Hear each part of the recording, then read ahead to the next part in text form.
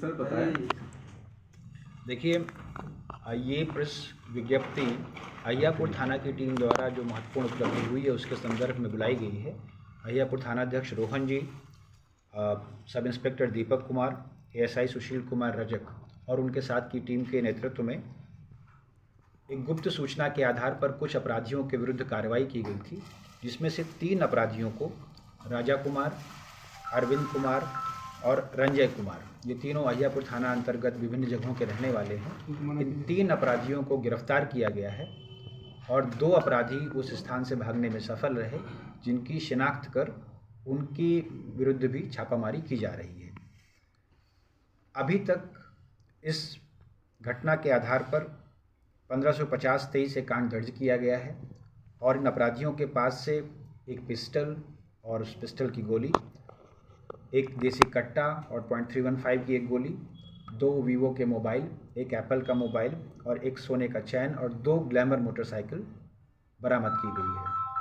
महत्वपूर्ण तथ्य यह है कि अहियापुर थाना की टीम ने पिछले कुछ दिनों में जो घटनाएं हुई थी उनके उद्भेदन के आधार पर इस ऑपरेशन को अंजाम दिया और इस पूरे घटनाक्रम में एक ग्लैमर मोटरसाइकिल कुछ दिन पूर्व चोरी हुई थी, जिसके संबंध में 1285-23 कांड दर्ज था, उसका उद्भेदन हुआ है।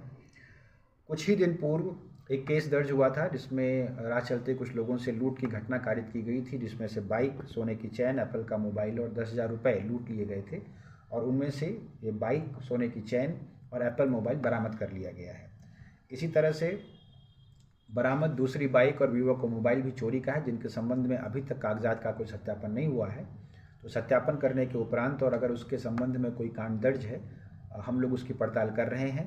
तो इस प्रकार जो उपलब्धि अहियापुर थानाध्यक्ष और उनकी टीम द्वारा की गई है, इस उपलब्धि के माध्यम से कई कांडों का, जो चोरी, छिनैती और लूट के कांड हैं, उनका उद्भेदन हुआ है। और इनमें से जो महत्वपूर्ण अपराधी हैं राजा कुमार, ये आदतन अपराधी हैं और पूर्व में भी पिकअप लूट के कांडों में जेल जा चुके हैं। तो हमारी तरफ से और मुजफ्फरपुर पुलिस की तरफ से अहियापुर थाना की टीम को इस उपलब्धि के लिए हम लोग बधाई देते हैं। Thank you. कोई बड़ा अपराधी भी इन लोगों में से कहीं गिरोह भी चलाते हैं? राजा कुमार इसमें अपराधी हैं जो इस गिरोह का संचालन करते हैं और हम लोग ये भी देख रहे हैं कि जिन कांडों का उद्भेदन हुआ, जिनका जिक्र हमने अभी किया, क्या इन कांडों के अतिरिक्त पिछले कुछ दिनों और महीनों में उस पीओ और उसके आसपास होने वाली घटनाओं में भी क्या इनका गिरोह सम्मिलित रहा है। लेकिन जो घटनाएं हुई हैं उन पर काफ़ी दिनों से टीम काम कर रही थी और उसके आलोक में ही इन लोगों की गिरफ्तारी हुई है। Thank you.